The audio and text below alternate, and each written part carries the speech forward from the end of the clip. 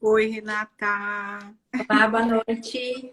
Boa noite. Já chamei o Marcel, né? Que já chegou. Que bom, Marcel.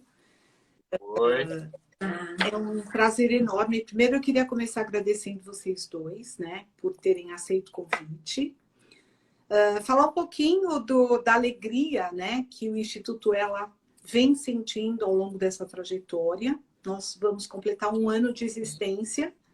E, na verdade, a gente já fez tantas coisas muito bacanas, né? A gente está dando conta de cumprir a nossa missão, que é ajudar pessoas, em especial as mulheres, em vulnerabilidade social, emocional, financeira, né? Nesse sentido, a gente tem um compromisso muito grande com a educação. E o compromisso com a educação é levar para dentro das famílias, para dentro das casas, alternativas de solução, projetos bacanas para que a gente consiga colocar em prática esse exercício que tem sido muito exigido da gente, né? Nesse tempo de pandemia, que é como a gente desenvolve mais essa empatia e como a gente se dedica mais ao outro. Falar sobre esse tema é, para mim, assim, encantador, porque acho que tem um segredo que eu vou contar aqui. Eu tenho um projeto muito bacana que foi aceito no doutorado da Unifesp e que trata dessa questão, dessa relação, né? Desse transtorno e como a gente pode levar isso para dentro do seio familiar.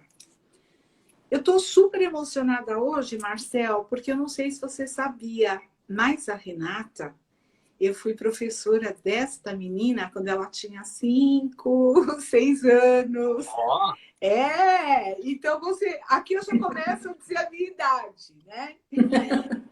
o caminho se cruzando, né? Então é um encontro. E você, Marcel, eu quero depois que você fala um pouquinho de você, mas é uma pessoa que eu me encantei, me apaixonei desde que eu te conheci, porque você tem aquilo que a gente espera dos seres humanos, né? É esse olhar transparente, esse olhar acolhedor, é uma pessoa de bem com a vida.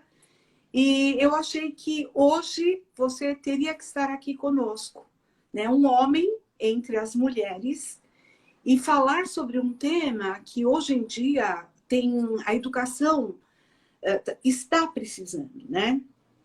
Como é que eu lido com o diferente? Como é que eu lido com situações que não são iguais às minhas? E é um exercício extremamente difícil, mas é tão recompensador. E eu tenho investigado algumas coisas, Renata, muitas, né? E eu quero trazer algumas coisas que possam desconstruir algumas coisas que a gente vem falando. Então, a nossa conversa hoje, ela vai girar em torno disso, né? O que é o TEA? Como é que a gente pode classificar, graduar o TEA, né? Nas suas especificidades. E depois eu tenho 5 perguntas que é muito cultural, Renata. É mais ou menos alguns paradigmas que foram construídos em torno disso. Mas antes de você começar, eu quero dizer para quem está aqui que tem um aviãozinho, eu aprendi isso, tá? Tem um aviãozinho que você pode convidar as pessoas para assistirem. Convidem. Alguém me perguntou se vai ficar gravado. Vai ficar gravado. A gente tem um canal no YouTube, onde a gente coloca todas as lives que a gente faz, porque elas têm muito conteúdo bacana, né? E o nosso canal do YouTube já tem lá uma playlist que foi criada aqui pelo Marcel, que nos ajuda com isso, né? Você com ela. E a gente vai discutir bastante sobre o transtorno do espectro autista. Então, antes de você começar, Renata, eu queria perguntar para o Marcel. O Marcel vai começar, né?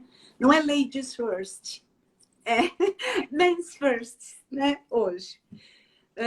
Conta um pouco para a gente quem você é, né?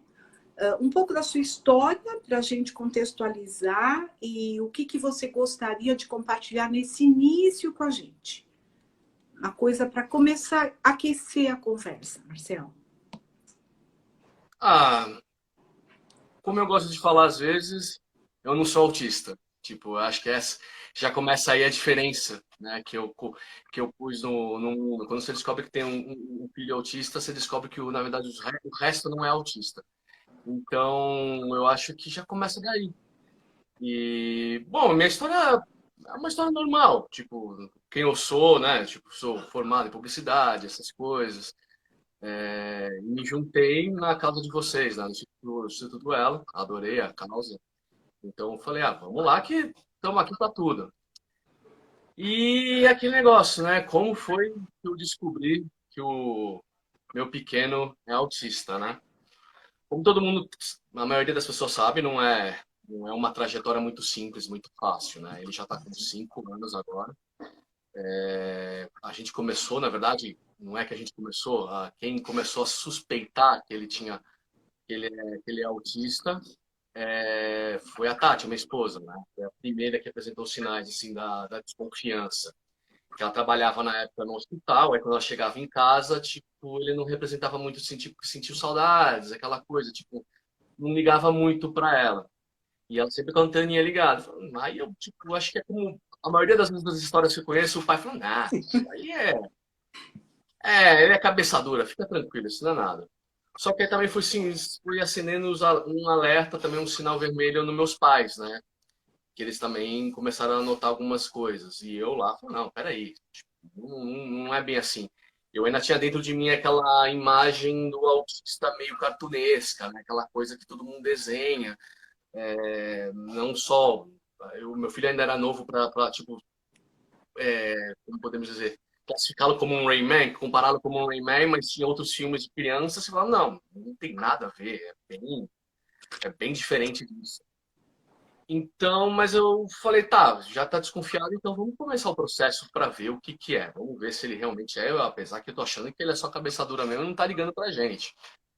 E a gente começou atrás, foi uma, como eu fui num especialista, em um especialista, digamos assim, a gente procurou especialistas renomados, especialistas que estavam, tipo, bem citados, caros, porque não é uma coisa muito barata para conseguir falar com essas pessoas.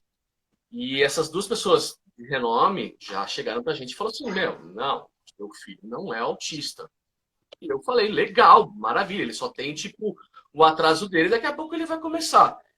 E uma dessas especialistas até falou assim, tá mais tranquilo, tá mais calmo? Eu falei, lógico, a minha esposa também, maravilha, então, sem problema nenhum. Só que aí vai, tipo, o tempo vai passando, você vai seguindo aquele caminho, aí você começa a se especializar também, começa a procurar as coisas e fala, tá, peraí, não é bem assim que desenharam para mim, não é bem assim que me mostraram.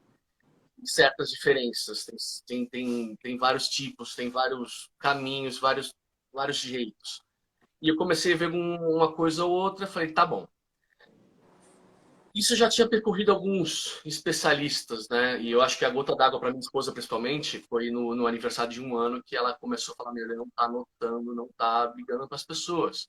Ele não tá, tipo, para ele tanto faz estar aqui ou não está. Então a gente começou a ir mais a fundo nisso aí. Até chegar, fechar o diagnóstico, ele estava mais ou menos com uns 3 anos. Então é um processo muito longo. É, nesses três, tipo, chegou, fechou o diagnóstico, ah, para mim foi um sentimento diferente. Tipo, quando falaram, seu filho é autista, tipo, falei, nossa, acho que eu já estava preparado. Tipo, eu falei, tá, não querendo romantizar, porque eu acho isso que não é legal romantizar esse negócio de autismo. Mas eu falei, tá, eu sou meio assim, tipo, tá, agora não tem mais o que fazer. Então, beleza, tipo, vamos lá, vamos ver o que que vai ser. Só que, lógico, pesou, caiu bastante, aquele negócio que você pensava, sonhava, meio que foi pro terra. Mas a gente, tipo, tá, é um novo caminho. Lógico que não com essa calma toda, mas a gente mantém a calma. Do outro lado, a Tati, minha esposa, já ficou um pouco mais desesperada. Ela, tipo, ela tava mais triste, mais... Pode até parecer um pouco pesado falar isso, mas é tipo como se fosse a dor de um luto, digamos assim, sabe? Eu sei que muitas pessoas não gostam desse comparativo, mas é o que eu vejo que muitas mães, principalmente, se encaixam aquele negócio que você quer idealizar o filho de uma forma e acaba perdendo essa idealização. Vem outra, né? Vem outra coisa. Ela tá me dando umas colinhas aqui, tá? Tipo, Que bonitinha. ah, Tati, aí, você é uma fofa só que, querida. e aí tipo, vai passando e você vai se acostumando com aquela ideia. Mas para mim, principalmente, foi no convívio social, tive muita ajuda, a gente se ajudou muito, tive muita ajuda dos meus pais na questão disso, tipo, tanto do acolhimento quanto da pesquisa. A gente se ajudou muito. Para ela foi uma dor diferente. A gente não pode comparar a dor, mas foi para uma questão diferente. Uhum. Aquela coisa foi uma dor do momento, né? E ela falava muito comigo, a gente se abria muito. Mas para mim, o momento ápice mesmo que eu falei, agora mudou tudo. Agora a coisa é complicada, agora é real. Foi a primeira vez que eu cheguei e falei em voz alta, meu filho é autista. Não para minha família e não para minha esposa. Eu falei pro mundo. Falei, meu filho é autista. Aí aquilo, tipo, eu parei e falei, eita, agora sim. Agora isso, tipo, tá fazendo muito sentido. Agora dá para encarar o mundo, dá para encarar a realidade, vamos que vamos. Lindo. Quando você fala, a primeira vez que você fala, meu filho é autista, isso tem um peso, isso é diferente para cada um. Para mim foi libertador, mas também foi uma, tipo assim, a realidade chegou e, tipo, vamos encarar, vamos lá. E essa é um pequeno resumo da trilha longa, né, de 1 ano até os 5 anos agora, né? É um pequeno resumo só. Legal, Marcel. A gente vai voltar a conversar com você. Agora a gente vai ouvir a história da Renata. Vamos ouvir a história da Renata e vamos ouvir a história de uma pessoa. O que ela tem para dizer para a gente, Rê? Oi, boa noite. Queria agradecer o convite, dizer que estou muito honrada de estar aqui.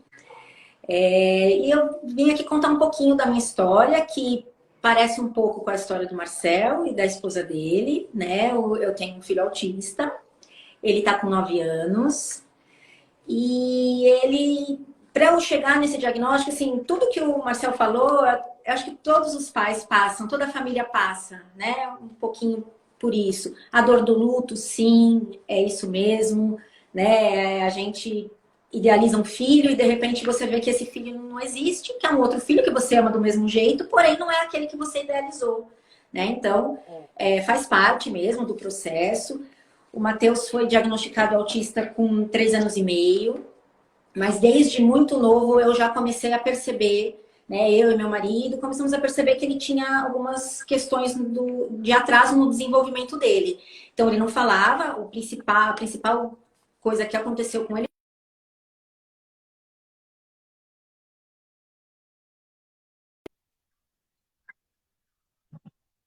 Ele é muito tímido, ele não fala porque ele é muito mimado, né? Então a gente sempre tem um motivo para não acreditar em alguma coisa que tem alguma coisa que não está ocorrendo bem com o seu filho, né?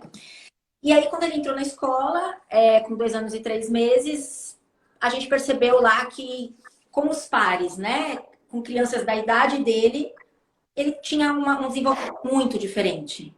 Né? E foi aí que a gente foi correr atrás, com uma equipe multidisciplinar, aonde eu notei também muita dificuldade de conseguir um diagnóstico, né? A gente sabe que não é fácil. Eu sou professora, então eu sou pedagoga, eu fiz faculdade de pedagogia, então eu estava acostumada com criança. Então algumas coisas eu já percebia que o Matheus não fazia da maneira adequada, que ele não cumpria, né? Enfim, e aí foi indo e a gente foi atrás, só que eu comecei a perceber que médicos, a escola, todos os profissionais envolvidos, né, nesse mundo, eles não estavam preparados para o meu filho, né? Mesmo aquelas pessoas que a gente julga que, não, esse conhece, porque ele é neurologista, ele é psiquiatra, mas eles têm uma estereotipia, eles já colocam de um jeito. Quando você fala, o meu filho é autista, ou pode ser autista, eles já põem de uma maneira. Então é aquela criança que não fala com ninguém, que fica se mexendo do mesmo, né? Faz aqueles movimentos repetitivos, e não é isso, né? E aí eu fui estudando. Eu estudei bastante, fiz psicopedagogia, fiz neuroeducação e me especializei em TEA, né? E aí diante de tudo isso, quando veio o diagnóstico mesmo, dele eu já esperava, né? Porque eu já estava nesse processo junto, né? Eu e meu marido, a gente já acompanhou isso juntos. E quando veio o diagnóstico, a gente foi atrás. Então, o que a gente vai fazer? Porque também é outra questão, né? Eles jogam no nosso colo o diagnóstico, não sei se o Marcel passou por isso, mas eles falam, ó, seu filho é autista, Tó. E aí? Toma que o filho é seu, né, Renata? E daí, o que eu faço? Para onde eu corro? Para onde eu vou? Né? Então, ele precisa de psicóloga, de fono, de teólogo, tá, mas... Então, assim, é desesperador, né? Então, eu vendo tudo isso e eu corri para muitos, né? Então, eu fui para muitos neurologistas, muitas fonos, muitas psicólogas. E eu fui percebendo, eu consegui descobrir o que eu queria e o que eu não queria, o que era para o meu filho e o que não era. Né? E aí eu decidi, então, com tudo isso, fundar a Pluralitar, né? Assessoria Educacional Inclusiva, aonde eu, a princípio, era só educação inclusiva, né? Então, o meu objetivo era capacitar os profissionais para que eles estivessem preparados para lidar com uma criança autista, desde psicólogos, que a gente acha que, não, mas psicólogo tá... Não, existem profissionais que não sabem o que é TEA direito, porque tem outras características, né? Enfim. E aí, e os professores também. Então, capacitar toda essa equipe para entender o que é o TEA e para compreender como que é esse universo. E foi isso. E hoje ele tem 9 anos. Muito bom, Renata. O nosso papel, eu acho que o Instituto, é exatamente esse. É como a gente revela questões do cotidiano, o que a gente pode fazer de diferente, né? E a gente está muito feliz, né, com a tua parceria. A Pluralitar, Instituto Ela, a gente tem muitas coisas bacanas para realizar. A Renata tem um curso, o Marcel e aí estão todos convidados, a Tati, que tem os vídeos e a gente tem 3 encontros via Zoom, já estão marcados, 6 de outubro, 3 de outubro e 27 de outubro, onde a gente vai conversar sobre essas questões, porque essas dúvidas e essas aflições, elas surgem. E uma outra coisa que eu tenho percebido também, Renata, não sei se procede, é que parece que tem muitas coisas para a criança com TEA na primeira infância, até os 10, 12 anos. Depois, me dá a sensação, é só uma sensação, né? De que parece assim, ó, toma que o filho é teu e agora você se vira, né? E então é isso que a gente está querendo e nós vamos contar com vocês. Marcel já vai ter cadeira cativa aqui, né? No nosso, a Tati, que hoje não está conosco, mas ela vai estar em breve, para a gente arregaçar as mangas, né? E levar isso para frente e descobrir que é possível a gente lidar, melhorar. E a Renata, né? Esses dias eu assistindo um vídeo dela, tem muitas descobertas muito bacanas de coisas que a gente pode fazer e que podem melhorar tremendamente essa questão de como se convive. E por que eu quis aqui um pai e uma mãe? Foi intencional. Porque a gente sabe que a família é esta mola propulsora. É a família que vai. E aí ficam muitas perguntas, né? Eu sei que a família também é composta de avô, avó, e a minha super irmã, né, de alma, de coração, que está aqui com o marido dela, que é outra pessoa que eu amo de paixão, né? Às vezes a gente não sabe qual é o lugar, né, que a gente vai ocupar nesse contexto. E a Renata vai nos ajudar com certeza absoluta, e você, Marcel, e a Tati vão ser as pessoas que, se vocês toparem, vão trazer para a gente situações que a gente pode conversar sobre. Porque muitas famílias vivem isso, e eu achei lindo o que você disse. O primeiro momento é a aceitação, né? Quando você aceita, tudo melhora, né? Sai um peso enorme, né? Da sua alma, do seu coração, e você olha de um outro jeito para aquela história. Então, tem cinco perguntas que eu quero fazer para a Renata, para a gente voltar depois a conversar com vocês dois, porque aí eu vou passar a palavra para você, Marcel, é coisas que a gente tem construídas sobre o TEA, né? Então, a Renata já falou um pouco, mas a pergunta é a seguinte, Renata, muito objetiva.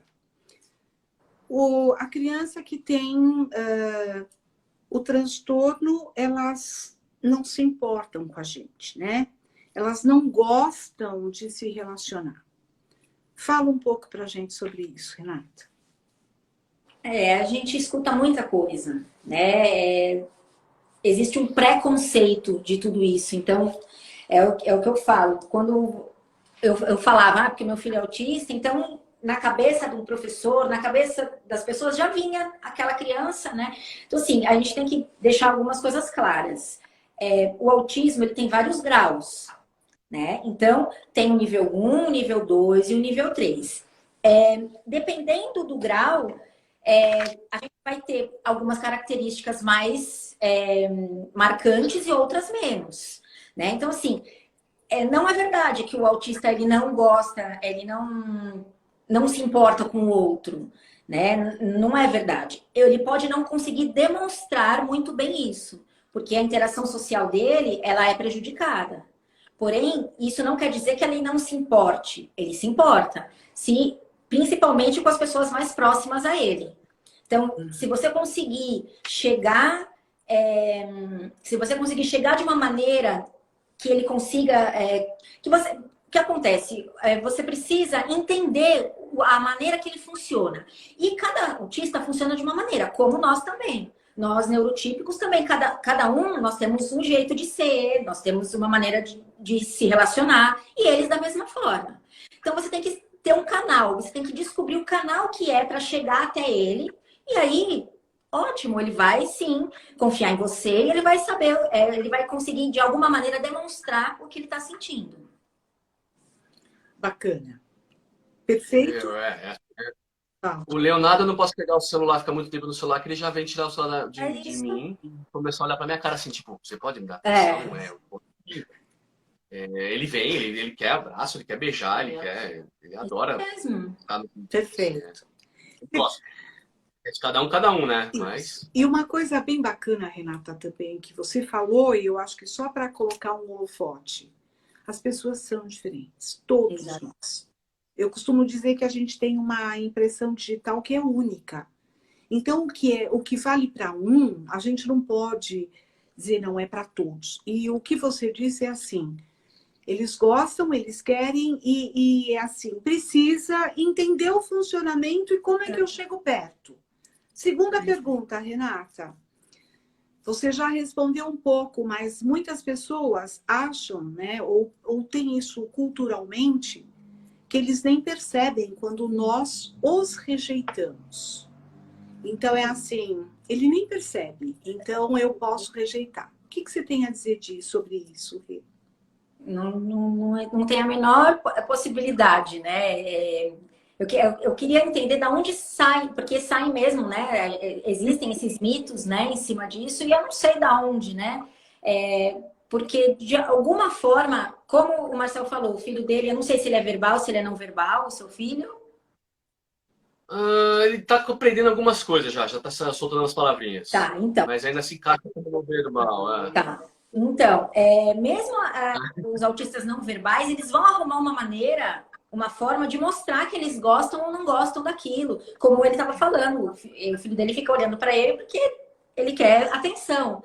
Então, se ele não olhar para o filho dele vai perceber que ele foi rejeitado, por exemplo. Né? Então, assim, eles têm sim sentimento, né? Eles sentem sim.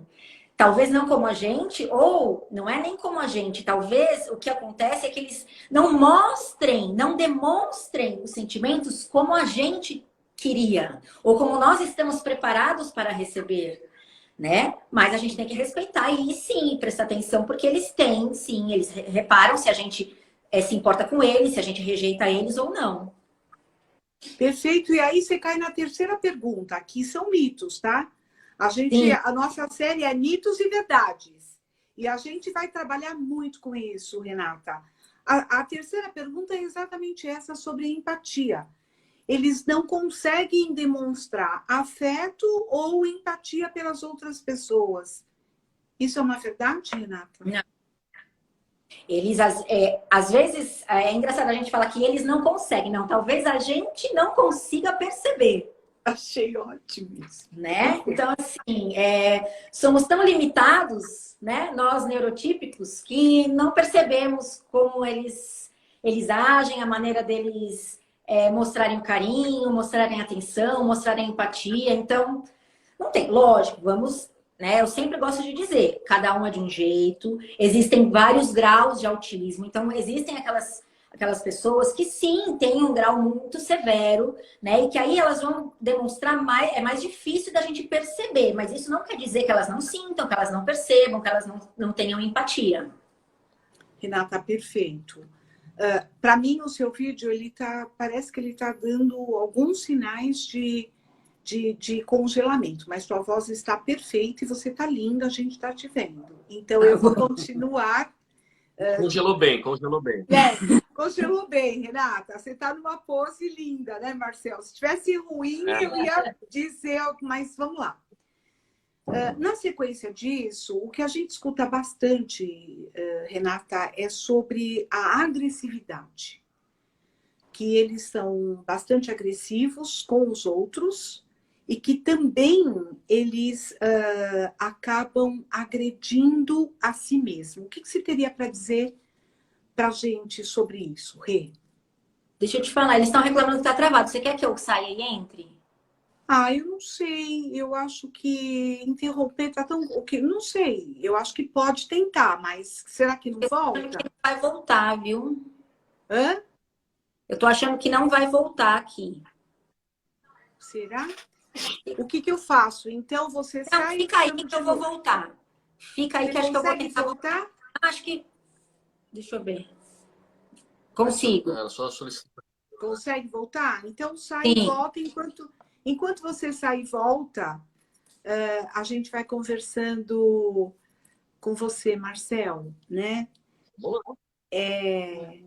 Um pouco essa questão. Sobre essa parte da agressão, o Léo nunca se bateu, Isso. nunca se agrediu. É que eu falo, já escrevi texto falando que ele não vira a cabeça em 360 graus. Não tem isso. Ele é super carinhoso, não é agressivo, ele não bate nas pessoas nem nada. Ele tem aquele jeito. Quando ele não sabe, ele ainda estava, digamos assim, aprendendo a brincar. Ele está aprendendo a interagir com a outra pessoa. Então, ele ainda é meio, tipo, estabanado e ele é agressivo, no modo de dizer, na forma dele de tentar se aproximar com alguém. Então, nessa, tipo, ele acaba empurrando ou tira a bola, sabe aquela coisa, tipo... Mas é a forma como ele tá sabendo se expressar e você vê no olho dele ou na cara dele que ele não tá sendo agressivo nem nada. Ele quer atenção e é a forma dele de se aproximar dos outros, né? Legal. Eu acho que é bem... Eu já convidei a Renata de novo e acho que ela tem umas coisas bem bacanas. Assim,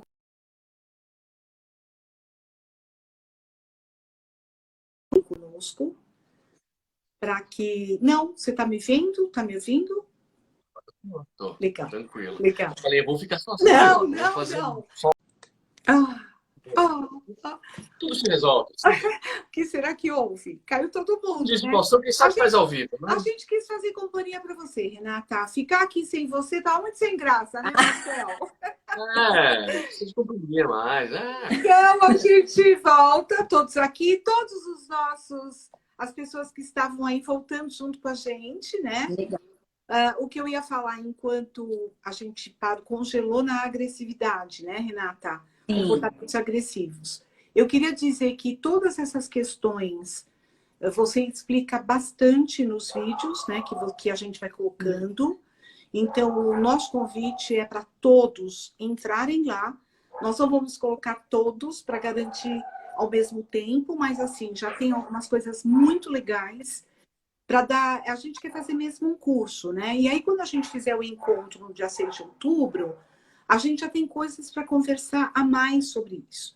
Então, enquanto você saiu, o Marcel disse o seguinte: o Léo, ele não apresenta comportamento agressivo nenhum. Ele é super tranquilo, ele é um menino dócil. Fala um pouco para a gente sobre essas questões da agressividade e da autoagressividade também. Rê, por favor. O que acontece? Eles têm a questão sensorial, né? Os autistas têm a questão sensorial muito atípica. Então, o que acontece? Existem aquelas crianças que têm hipossensibilidade, então que elas sentem menos do que os outros, e aquelas que têm uma hipersensibilidade, que elas sentem mais do que os outros. Né? Então, quando fala, ai, meu filho não gosta de abraço, não é que ele não gosta, é que quando você encosta nele, ele sente de uma maneira diferente um abraço. Né? Então, às vezes, eles não gostam de som alto. Né? Então, assim, tudo isso, o que acontece? Contribui para a irritação da pessoa autista. Né? Uhum. E aí, dependendo do grau que essa pessoa tem o autismo, o que vai acontecer? Se ela, de repente, ela não sabe falar, e ela está sentindo alguma coisa, e você está continuando a fazer, por exemplo, alguma coisa, então o som está continuando alto, e ela não sabe dizer para você que o som está muito alto, e que está atrapalhando ela. Às vezes ela nem sabe que é o som, né? E aí o que vai acontecer? Ou ela se bate, né? Ou ela agride o outro, né? É raro, não é uma coisa assim corriqueira, né? Mas o nível 2 e nível 3 de autismo, eles têm um pouco disso. Mas não é assim, eles não batem por bater. Provavelmente tem alguma coisa lá acontecendo que a gente não está conseguindo identificar. E aí é a maneira que ele tem de dizer, tem alguma coisa errada aqui, né? Não tá legal, não tá legal. É isso. Muito bom, Renata. Tem agora um outro mito, né, que a gente escuta muito, e que eu gostaria que você falasse um pouquinho sobre isso, que é assim, que todo autista, ele tem uma habilidade específica para alguma coisa. Então, as pessoas às vezes afirmam, ele tem uma habilidade. Me dá, às vezes, a sensação que é um pouco... né? É um pouco a fuga, né? Para eu poder falar, ele é assim, mas, né? Então, eu queria que você falasse um pouquinho para a gente sobre isso, Renata, que é uma coisa que a gente escuta muito, né? O que você teria para dizer para a gente sobre isso? Existem, sim, autistas com altas habilidades, tá? Existem, sim. Mas também, a grande maioria deles não tem uma alta habilidade. Né? Então, assim, muito pelo contrário. A maioria dos autistas, ele tem uma deficiência intelectual. Tá? Então, a grande maioria deles tem uma deficiência intelectual. Mas existem, sim, os autistas que a gente chama altas habilidades, né? Que também tem aquela síndrome Savant, né? Que muitos autistas são savants também. Por exemplo, naquele The Good Doctor, que tem esse, sabe, aquele médico. Sim, sim. Então, ele é savant, então ele tem a síndrome de Savant, porque ele sabe muito de uma determinada coisa, e ele é autista também. Tá? Mas isso não caminham juntos. Pode acontecer, como pode não acontecer. E esse diagnóstico, ele é dado quando, Renata? Se a criança tem as duas coisas juntos? Vem junto, caminha junto quando vem o diagnóstico de autismo, provavelmente a gente já vai perceber que ele tem alguma habilidade, alguma alta habilidade, porque como eles têm um hiperfoco, normalmente o autista tem um hiperfoco. E aí esse hiperfoco é muito desenvolvido, então a gente vai perceber. Então tem autistas que são muito bons desenhistas, tem autistas que são muito bons com a música, e isso já vem, então já vem desde pequeno. E aí quando vem o diagnóstico de autismo, você já começa a perceber que se a gente percebe que tem uma facilidade para alguma coisa, a gente vai em busca disso, porque provavelmente tem uma alta habilidade junto. Legal, né? Legal, Renata. Olha, tem tanta coisa muito legal, mas eu queria que você falasse um pouquinho sobre o Asperger. Eu queria que você falasse um pouquinho, porque acho que tem também em torno, né, disso muitos mitos. Quer falar um pouquinho para a gente sobre isso, Rê? Então, vamos lá. Para as pessoas que são, eu acredito que a maioria aqui são pessoas leigas, né? Que não né? Não sabem, então, tudo direitinho. Então, assim, eu vou tentar explicar de uma maneira mais simples. Então, ele é um manual, né? É um manual onde tem, mundial isso, onde tem as doenças mentais. Então, lá explica cada doença, como é que a gente faz para a gente diagnosticar aquela doença, né? Tá. E dentro do DSM-5, que é a quinta edição do DSM, é a quinta edição. Ele tirou o Asperger disso, então ele colocou tudo dentro de um quadrado só. Guarda-chuvinha, né? Digamos assim que é um guarda-chuva. Isso. Então lá, agora, você só fala transtorno do espectro do autismo. Você não fala mais se é Asperger ou se não é, não tem mais isso, tá? E aí também tinha o autismo de alto funcionamento, né? Não tem mais. Então agora eu tenho um filho autista, né? Que está dentro do transtorno do espectro do autismo, nível 1, por exemplo, que é o grau dele, tá? E aí o que eu posso dizer? O Asperger estaria dentro do nível 1, porque é o nível mais fraco, né? O nível que precisa de menor ajuda, tá? Legal, Renata. Marcel, você deve ter algumas perguntas para fazer para a Renata. Vou passar a bola para você agora, né? Como pai, você e a Tati são modelo para a gente de como lidar com isso, né?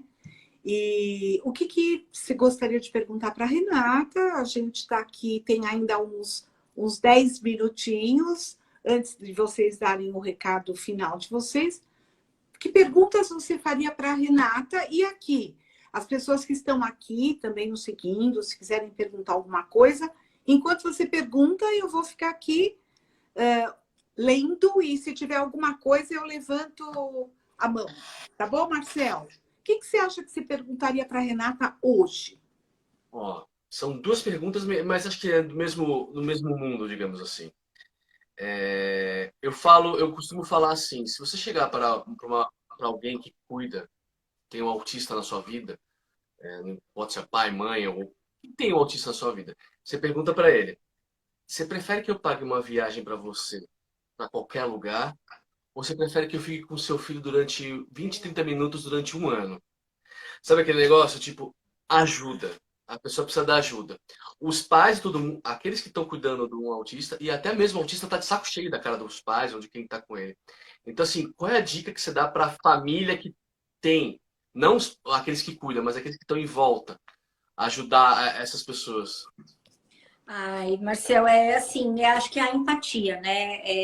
É a gente se colocar no lugar. Então, e se fosse comigo, né? Eu gosto, nos meus cursos eu falo muito disso, né? Não só para a família, mas para amigos, né? Às vezes, o seu amigo escutar o que você tem para dizer, né? Falar para você, olha, vamos sair um pouquinho, ficar meia hora fora de casa, né? Ou não, eu vou pegar o seu filho, ou um avô, uma avó, né? Um tio, eu vou pegar o seu filho e vou levar em algum lugar, né? Que ele goste para você sair com a sua esposa, né? Eu acho assim, a equipe de apoio ela é muito importante para todo mundo, né? Mas para as famílias que têm algum autista, né? Nelas é muito mais importante, porque assim eles exigem muito da gente. Né? A gente tem que estar à disposição deles durante muito tempo. Então, isso estressa, isso cansa. Isso não quer dizer falta de amor. Uma coisa não tem nada a ver com a outra, né? Uma coisa não tem nada a ver com a outra, mas é um estresse mesmo. Então, acho que é importante, assim, as pessoas... Ou mesmo assim, eu não sei você, mas assim, eu converso com muitas famílias, né? E tem muitas famílias também que... O que eles tendem a fazer? Eles tendem a guardar o filho dentro de casa, porque eles acham que se eles saírem, o filho vai atrapalhar. Então, assim, Sim. As pessoas ficam olhando, a gente sabe que olha mesmo, né? Então, olha. Né, eu vou num restaurante, meu filho tem uma estereotipia de ficar batendo o braço e fazer assim, e fica assim. Não é sempre, mas ele fica. Aí, às vezes, eu tô no cinema, não foi uma vez, várias vezes. Eu tô no cinema e ele, quando tem um filme que ele tá muito feliz, ele começa a fazer isso. Aí todo mundo começa a olhar, né? Sim. Existem pessoas que vão guardar ele dentro de casa e falar, não vou sair, porque, né? E não adianta. Então, assim, eu acho que a gente tem que ter esse olhar empático, né? De se colocar no lugar do outro e falar, e se fosse o meu filho? Né? Então, assim, isso desde da criança, que é uma coisa que a gente muda, não sei você também, mas eu mudei muito depois que veio o diagnóstico, né? Então, assim, quando eu vejo uma criança gritando na rua, eu não penso, nossa, que criança mal educada. É. Antes pensava criança de shopping, né? Não é mais agora. Exato. Você fala, opa, peraí, vamos. O que será que pode estar por trás desse grito aí? É isso. Então, hoje a gente vê com outros olhos. Eu acho que é um exercício, né? E teria que todo mundo fazer um pouquinho, né? A gente teve que passar por isso para olhar, né? Dessa maneira. Mas a gente está falando aqui que pode acontecer e que, por exemplo, os autistas estão aí, estão cada vez mais, né? Hoje em dia, 1 para 48 nascimentos tem um autista. Isso mesmo. Então, assim, tá aí, o autista tá aí. Então, a gente tem que saber ter empatia por eles, né? E pela família. A partir do momento que você descobre que seu filho é autista, você já tem que pôr na tua cabeça. Uma hora você vai sofrer algum tipo de preconceito. É isso aí. Alguma hora você vai. Então você tem que. Você fala assim, ah, vai ser hoje ou amanhã, então vamos pro mundo do mesmo jeito. É isso aí. Não dá. Uma hora você vai ser em casa, tipo, com a família, ou vai ser na escola, vai ser no shopping, vai ser em qualquer lugar. Uma hora você tem que estar preparado para isso. E assim, você não sabe quando vai chegar. E quando chegar, você tem que estar, tipo, opa, tá, vamos lá, esse momento chegou, e agora? Então você tem que já abraçar o mundo. É isso Não aí. dá mais pra Mas se eu acho esconder. que é por isso que eu valorizo tanto, né? Atitudes como essa do ela, enfim, né? Porque assim, é só a gente falando que a gente vai conseguir, né, que as outras pessoas entendam que não, meu filho não grita porque é mal educado, né? O meu filho não bate os braços porque ele, sabe, enfim, é o jeito dele, e a gente tem que respeitar, né? E é isso, eu acho que é muito importante a gente falar. É por isso que eu falo mesmo. Quanto mais eu falar, mais pessoas vão saber e a gente mais vai ser E acolhido conte pelo público. conosco, Renata. Obrigada. Conte conosco, porque Obrigada. a gente está chegando ao final dessa conversa deliciosa. Vamos ter outros bate-papos. Os próximos encontros, né, nosso vai ser no dia 6 de outubro, via Zoom. E aí a gente vai poder bater papo, conversar e trazer outras coisas neste dia. Tem os vídeos lá. Eu vou passar a palavra para vocês para dar um recadinho final, mas antes desse recado final, eu queria dizer uma coisa para vocês, que excepcionalmente hoje, eu fiquei, a Itamara está aqui, e tem pais aqui, né, do grupo dos meninos, o trabalho que a gente faz é com o grupo da AMA, eles são adultos, tá, Renata? Tem adultos, tem adolescentes, e hoje a gente estava trabalhando essa questão o tema é eu e a sociedade, então eles estão indo para um lugar mais amplo. E eu tenho trabalhado bastante, é eu que tenho que agradecer aqui também a Mind Lab, o jogo, ele traz essa possibilidade da gente falar sobre o jogo e não sobre eles, as ameaças, né, que eles têm aí na sociedade. Eu tenho trabalhado muito essa individualidade. Você é assim, e como você fica forte para não se deixar afetar pelo outro. E eles trouxeram algumas coisas muito interessantes. E você falou uma coisa fantástica, Marcelo.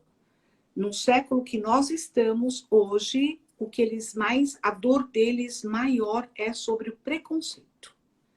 E isso desencadeia exatamente muita dor, né? Desencadeia a agressividade, e desencadeia a depressão, e desencadeia a vontade de não estar com as outras pessoas, né? Então, o papel do Instituto Ela é fortalecer as pessoas de uma forma geral, e as mães, as mulheres, porque uma das coisas... Marcelo está aqui também por um motivo muito claro.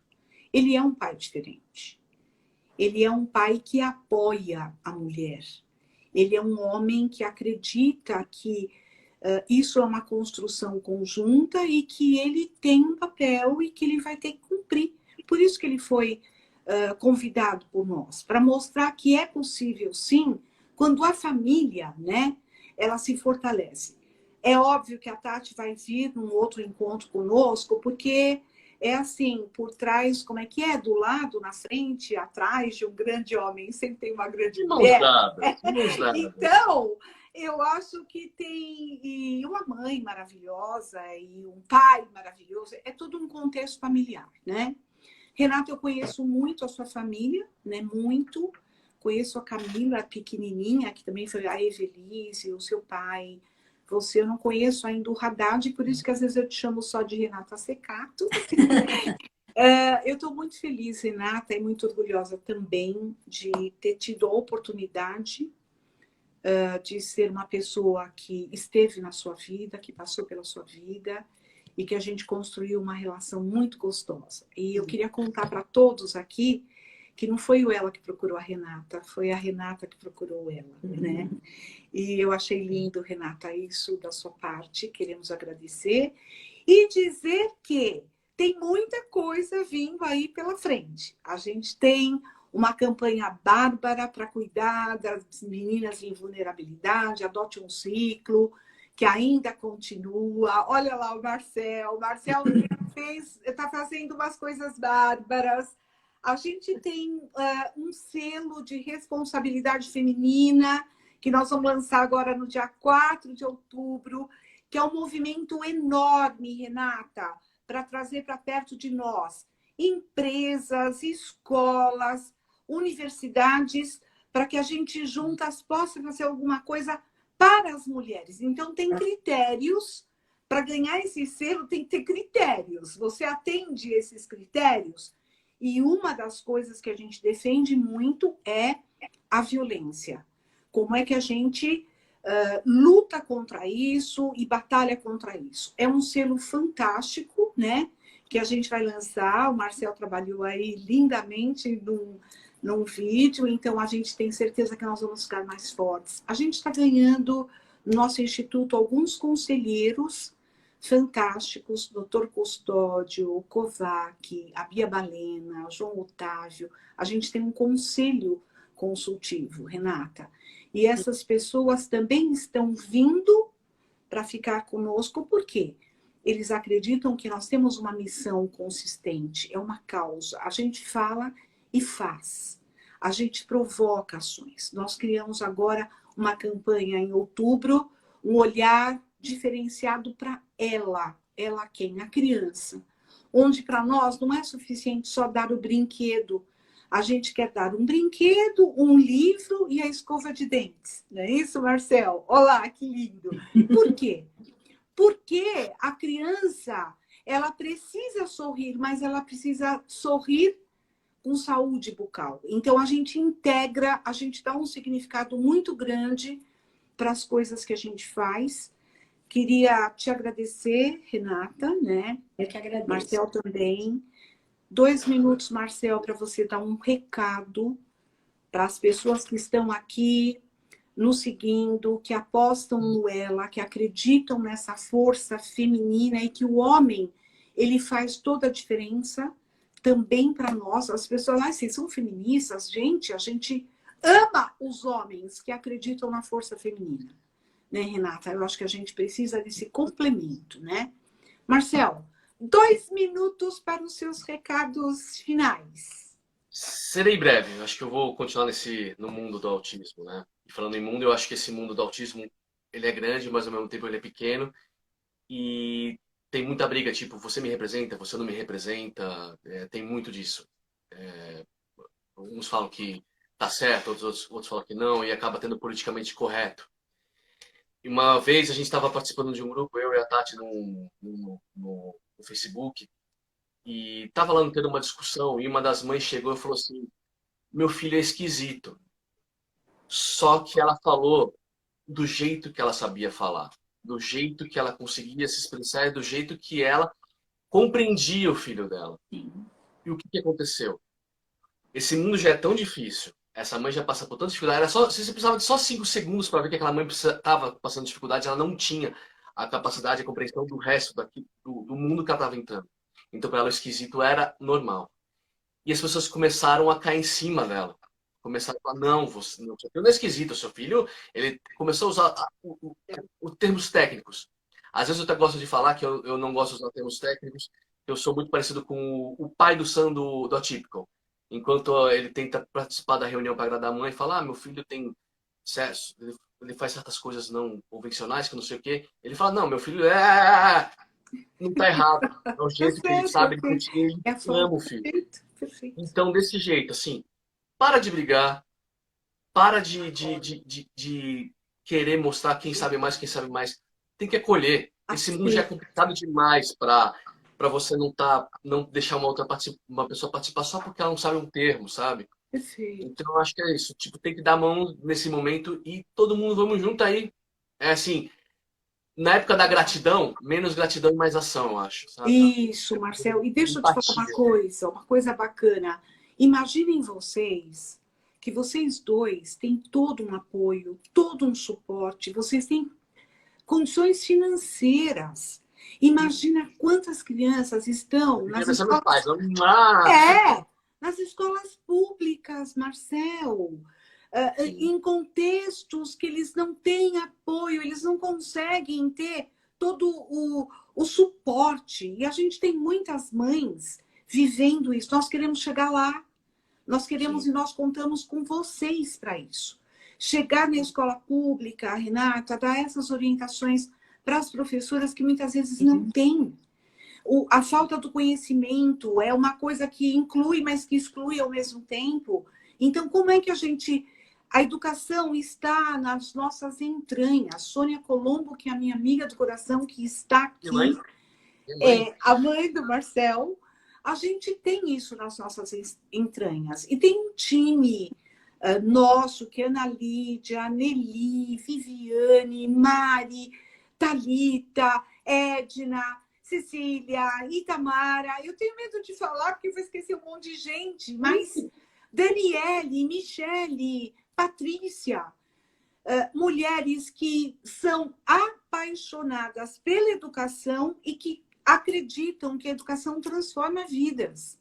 E para transformar vidas, nós precisamos estar perto das pessoas. E a gente está encontrando caminhos de como a gente chega perto. Perto para fazer o quê? Para o Marcel poder ajudar, a Renata poder ajudar e quantas mais pessoas quiserem. Então, o Instituto está aberto, ele tem projetos lindos.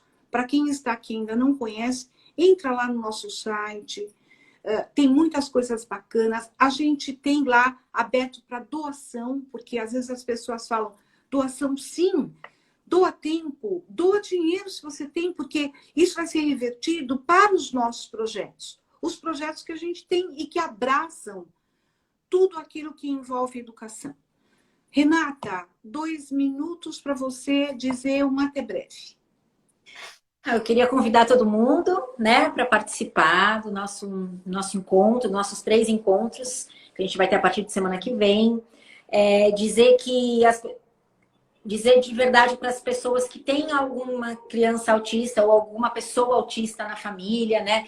Dizer que eles não estão sozinhos, que existem muitas pessoas por aí que podem ajudá-los, né? E que a gente tem que falar, que a gente tem que pôr para fora para só dessa maneira as pessoas vão conhecer esse universo autista e vão começar a entendê-los e aceitá-los, né? Eu acho que é isso. E quanto mais a gente falar, mais a gente vai conseguir atingir mais pessoas. Queria agradecer. E tem uma surpresa. Vai sair em breve um podcast, né? Ela Podcast, que foi uma criação também do Marcel.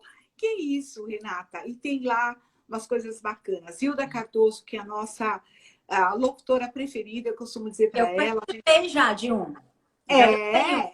Vai sair a semana que vem. E a gente quer nutrir. A gente está buscando formas. Como eu chego até as pessoas? É pelo podcast? É pelos vídeos do YouTube? São por lives? Que eu quero agradecer quem está aqui, porque hoje em dia só participa de live quem é muito amigo, porque a gente concorre com o tempo, não é isso? É isso mesmo. E obrigada a todos, né, que estão aqui nos assistindo. Gratidão, Renata. Gratidão, Marcel. Gratidão a toda essa equipe, a minha amiga Sônia Colombo, que apostou junto que a gente podia fazer alguma coisa em prol da sociedade. Fundamos esse instituto. Ao Paulo Colombo, que é uma pessoa que eu amo, né, de paixão, que é o pai do Marcel, e que a gente possa cada vez mais estarmos juntos. Renata, fala a sua clínica, dá o endereço da Pluralità, ela faz cursos lindos na Pluralità, que é a empresa parceira do Instituto Ela, mas tem um trabalho maravilhoso. Fala, Renata. A gente eu tenho a clínica, né? Uma clínica multidisciplinar, onde a gente atende para psicólogos, para fonoaudiólogos, psicopedagogos, então crianças, adolescentes e até adultos que precisem, né? A gente pode nos procurar, entra lá no Instagram, @pluralitassessoria, segue a gente, também todo dia eu posto um vídeo lá, alguma coisa sobre TEA ou sobre qualquer transtorno do neurodesenvolvimento, tá? Além disso, a gente também tem a capacitação, né? Onde a gente faz todo mês cursos para quem quiser participar, cursos online ou cursos presenciais. Eu estou aqui no Ipiranga, né, na Rua Bom Pastor 2224, na sala de 704, mas a gente também faz tudo online, para todo o país, tá bom? E é isso aí, Rê. E nós estamos aqui juntos, à disposição. Pluralitar vai para Manaus, vai para o Rio, vai para o Paraná. A gente quer levar para o mundo, Renata, para o Brasil inteiro, esse assunto, esses cuidados e a forma de como eu convivo com o diferente. Gente, eu vou dizer boa noite para todos que estão aqui. Vou dizer que foi uma delícia estar aqui com vocês. Agradecer todos aqui. Sigam a gente nas nossas mídias, curta e compartilha, né? Assim que fala. Eu estou virando uma... Não é, Marcelo? Eu estou virando uma perfeita... Curta, compartilha, manda aviãozinho, não é isso? O importante é que a gente dissemine conhecimento, dissemine coisas boas, amor, paixão e acreditar que a educação transforma vidas. Obrigada, meus queridos. Fiquem bem, boa noite. Até mais. E eu vou encerrar o vídeo, é isso? É isso. Tchau, tchau. Beijo. Tchau. Eu queria ficar mais, mas foi muito gostoso, né? Foi muito bom. Obrigada. Tchau, gente. Obrigada. Até. Tchau, tchau.